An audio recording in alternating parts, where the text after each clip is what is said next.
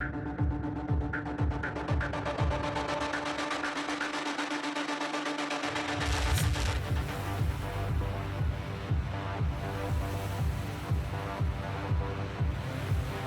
a reminder of actors who've lied after being cast in a role. Paul Rudd's Ant-Man denied it. Tatiana Maslany, She-Hulk, stated that it actually isn't a real thing, and that it was just a press release that just got out of hand. Benedict Cumberbatch as Doctor Strange responded that it was just a joke, and that he's actually not playing Doctor Strange. Brie Larson responded, "Who's Captain Marvel?" when asked if she was cast. Joaquin Phoenix responded, "What Joker movie?" when he was asked. Jason Momoa actually confirmed on Jimmy Kimmel Live that he lied about it for 4 years. He was actually cast as Aquaman. Let's not forget Marion Cotillard in 2011, when asked by MTV at the premiere of Contagion if she was playing Talia al Ghul, a character from the Batman comics in The Dark Knight Rises. Cotillard responded, "Well, actually, it's not based off a character in the comic." We all know that was a lie. I remember when Zack Snyder lied and stated that Zod was not the main villain of Man of Steel, and that was a lie.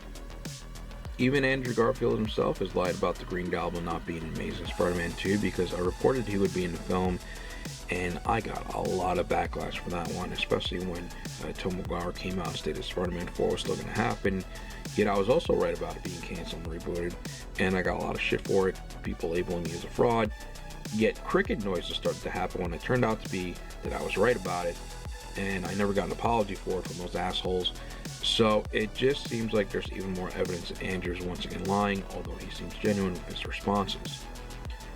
He's also been so hilarious as of late, and people are absolutely loving him again, especially with his ongoing responses to the Spider-Man No Way Home topics.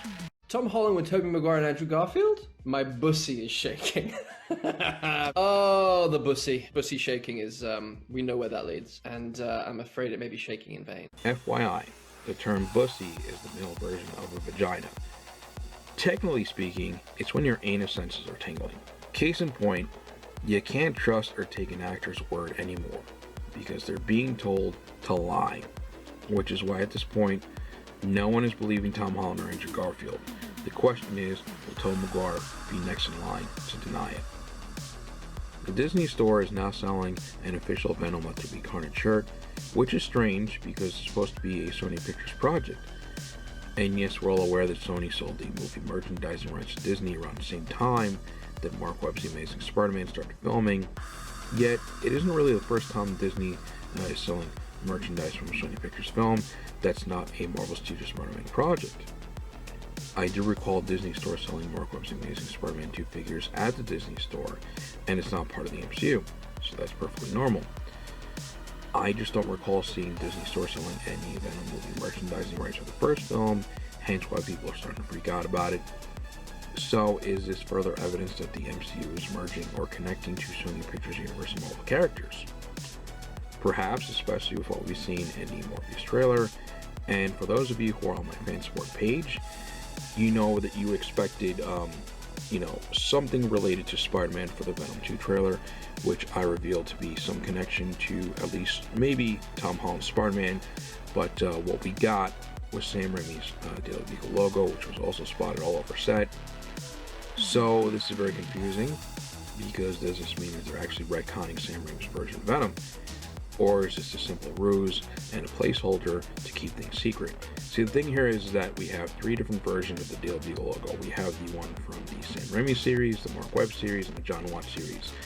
If they really wanted to keep it as its own thing, they should have just came up with a new logo. That's just my thoughts on it. So it just seems like Sony and Marvel are really trying hard to confuse everyone, and job well done. It actually makes more sense it's actually Tom Holland's version of Spider-Man because of the murder on the wall from the Morbius trailer that we saw, which features Sam Raimi's version of Spider-Man as graffiti. Also, the "Where is Spider-Man" headline on the side of the bus on set. And here's the biggest evidence of them all, which was Michael Keaton's version of the Vulture in the Morbius trailer. Look, these physical logos of the Daily Beagle can all be changed digitally on film, so that's not really that big of an issue. And director Andy Serkis actually gives some commentary and clarity on the Daily Beagle references in the film. Like I said, they could have done 2 things here, okay? They could have made up their own logo or just stick to some other newspaper company. Why use the Daily Beagle and this particular logo? just doesn't make any sense if they want to keep it as their own universe. That's just my thoughts on it. Obviously, there are links between Venom and Spider-Man in the Marvel universe and the Spider-Man story. But in this, we're treating this very much as it's his own world. The Venom story is his own world. There are nods and little moments that you just, like this newspaper, the Daily Bugle, of course. But on the whole, he's unaware. They are unaware at this point of other characters like Spider-Man. So that's the way we've chosen to play this particular episode of the movie. But well, we'll wait and see. We'll see what little things you can pick out of it. Okay, so he basically states that Venom is completely unaware that Spider-Man exists, but also leaves we will see if anything further comes out of it when the film comes out. And look, I really love that Andy is directing this film, because you could so tell that he really did his research on Carnage and the trailer breakdown video. And if you also pause it carefully, when the pages are turned, the headline reads something like Avengers Lose to Nightmare. Now, Nightmare, of course, is a Marvel villain who has been rumored as a possible character in Doctor Strange in the Multiverse of Madness. One of the other topics that I'm going to be talking about is Felicity Jones' character, Felicia Hardy, the Black Cat from the Amazing Spider-Man 2, which Sony confirmed in a viral marketing video that she is indeed Felicia Hardy. We all know that she was Norman Osborn's assistant and helped Harry find out about the secret lab that they had at Oscorp, which was an off-the-books secret project. She actually overheard a conversation with Donald Menkins about how they extracted the venom from the spiders before destroying them. In one of the Amazing Spider-Man 2 deleted scenes, we see Felicia confront Harry, who is turned into the Green Goblin, and tells her to get out. The question is, what is Felicia's true motive? What is she really doing in Oscorp? I revealed to my fan supporters something a while back that connected to her character. I will now talk about as to what her true motives were and what would have happened in the third film, as well as, we all know that the third film in trilogies always goes back to the beginning and discovers something it wasn't should to begin with, or in this case, reveals something we didn't know. For example, we all found out that in Sam Raimi's Spider-Man 3 that Uncle Ben's real killer was actually the Sandman. I did make a reveal a while ago on what that reveal was going to be for the third film, but now I'll explain as to how it's connected and what's supposed to happen.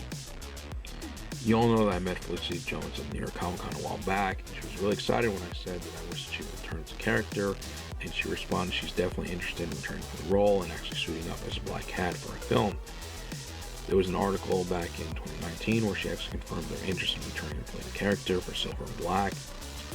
So here's how it's all connected and what was supposed to happen in the third film. Face it, Tiger, you just hit the jackpot. Woo!